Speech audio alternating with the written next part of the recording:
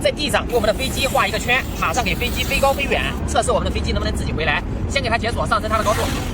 大家好，我们正在飞行的这一款是迷你3 Pro， 能飞500米高，能飞12000米远。看一下它的一个悬停稳定性，松手机悬停，我们来看一下。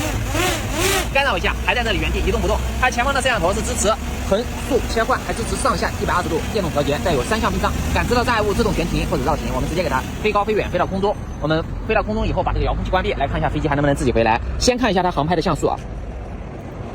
它支持最大是4倍的一个变焦功能，而且支持竖屏拍摄、横屏拍摄。来，我们回到1倍变焦。我们现在话不多说啊，我们直接测试。接下来就是精彩的时刻，我们把遥控器丢在地上，我们来看一下飞机还能不能自己找回来。